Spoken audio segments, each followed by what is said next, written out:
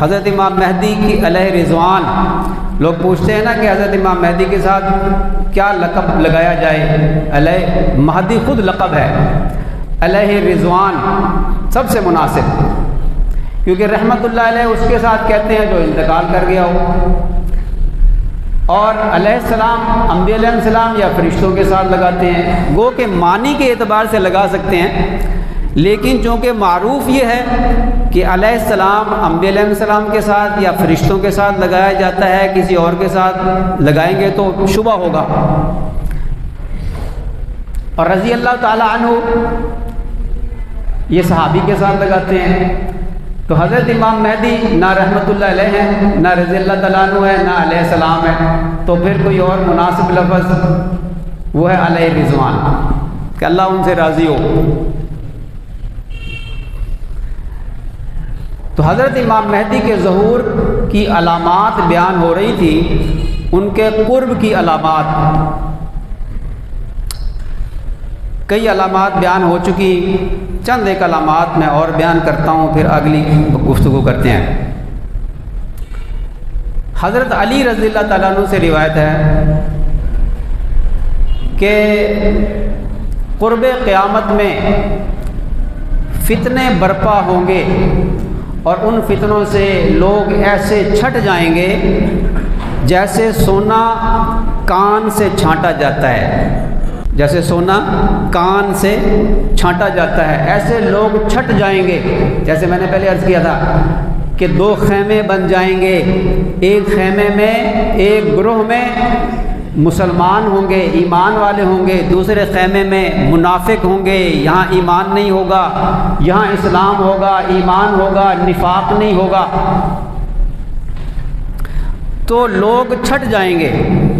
پھر فرمایا کہ تم اہل شام کو برا نہ کہو، ہاں جو برے ہیں ان کو کہو برا، اہل شام میں اولیاء بھی ہیں۔ اور پھر فرمایا شام کے بڑے فضائل ہیں، یہ فلسطین بھی شام میں آتا ہے، اور اللہ تعالیٰ شانہ نے جو فرمایا نا کہ بیت المقدس کے گرد ہم نے برکت رکھ دی ہے، یہ شام کا علاقہ ہے۔ فرمایا اس میں اولیاء بھی ہیں، ان قریب آسمان سے اہل شام پر سیلاب آئے گا، یعنی اتنی بارش ہوگی کہ سیلاب بن جائے گا۔ اہل شام کی جماعت اس میں اتنی کمزور ہو جائے گی، اتنی کمزور ہو جائے گی کہ ایک لومڑی بھی حملہ کر دے تو وہ بھی غالب آ جائے۔ سنیے گا غور سے، جو حضرات کہتے ہیں نا کہ حضرت امام مہدی کا ظہور 2024 میں ہو جائے گا یا 25 میں ہو جائے گا، وہ خاص طور پہ ذرا ان علامات کو سنیں۔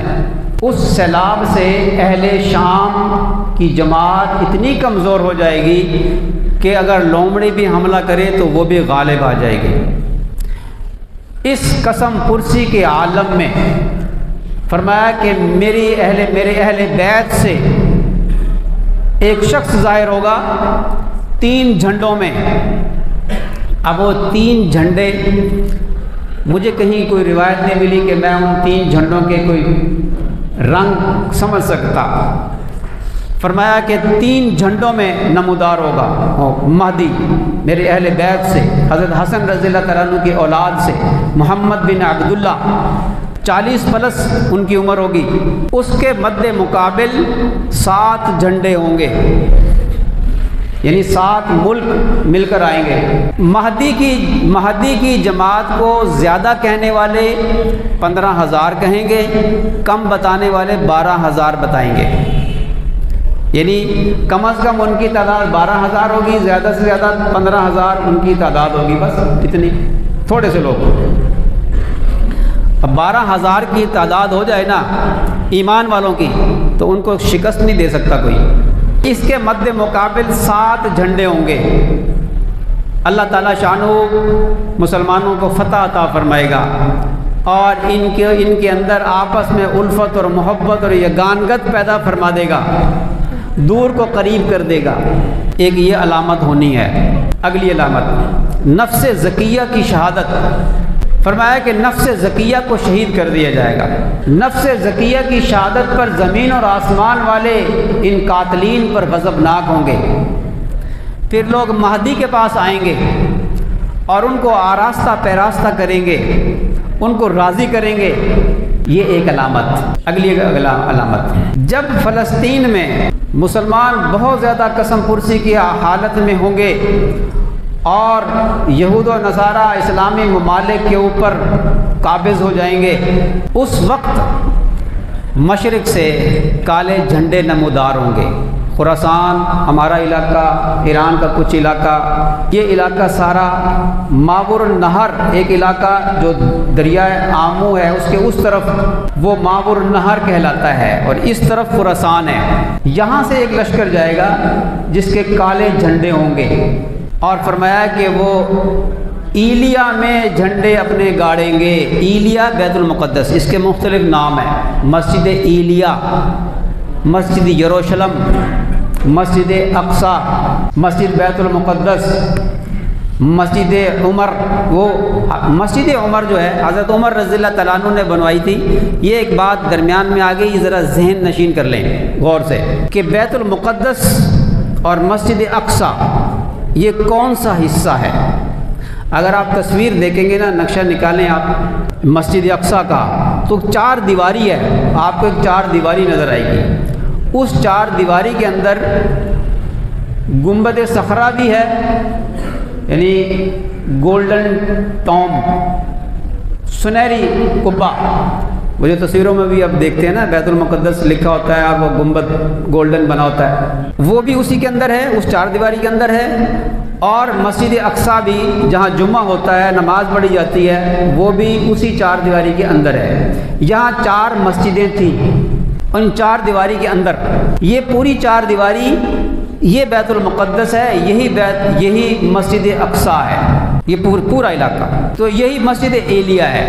یہ لشکر ان کی مدد کے لیے جائے گا اور ایلیا میں اپنے جھنڈے گاڑے گا، یعنی اس پہ قبضہ کرے گا، بیت المقدس کو چھڑوائے گا واپس۔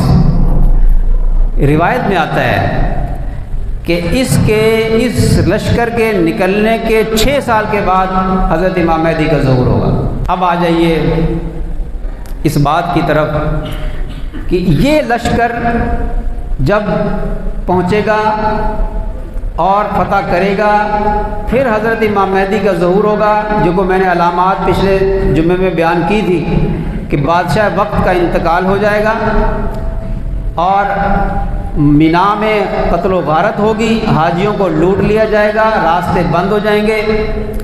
اس وقت علماء کی ایک جماعت 7 افراد پر مشتمل، 7 علماء، 7 مشائخ، وہ حضرت امام مہدی کو تلاش کریں گے، اور حضرت امام مہدی کو خانہ کعبہ کے میں طواف کرتے ہوئے، ایک روایت میں طواف کرتے ہوئے، اور ایک میں ہے کہ وہ خانہ کعبہ سے لپٹ کر رو رہے ہوں گے، اور یہ حضرات ان کو پہچان لیں گے۔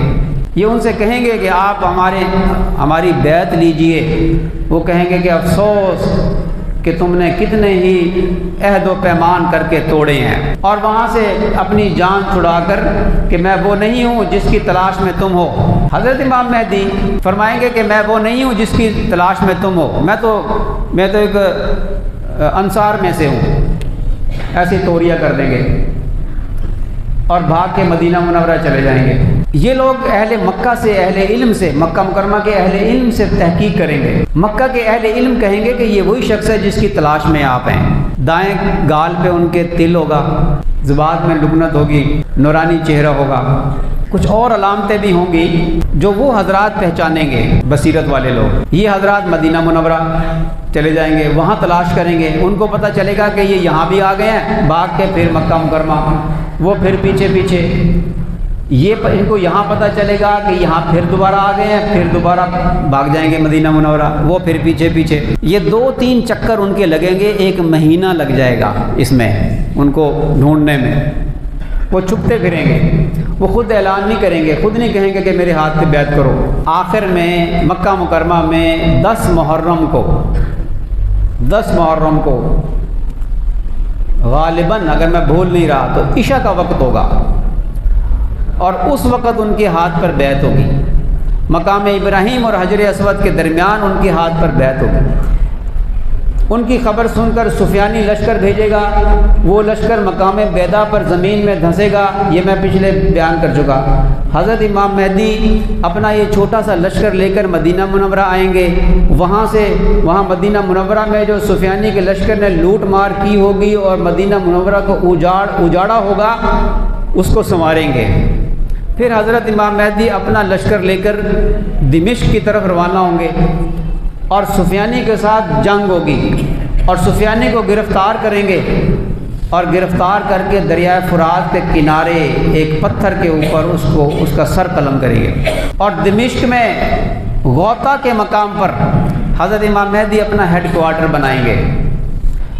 دنیا بھر سے، شام اور عراق سے ابدال اور کتب غوث، بڑے بڑے بزرگ وہ حضرت امام مہدی کی مدد کے لیے پہنچیں گے، اور مشرق سے حضرت امام مہدی کی، یعنی ہمارا اس علاقے سے حضرت امام مہدی کی مدد کے لیے افواج روانہ ہوں گی۔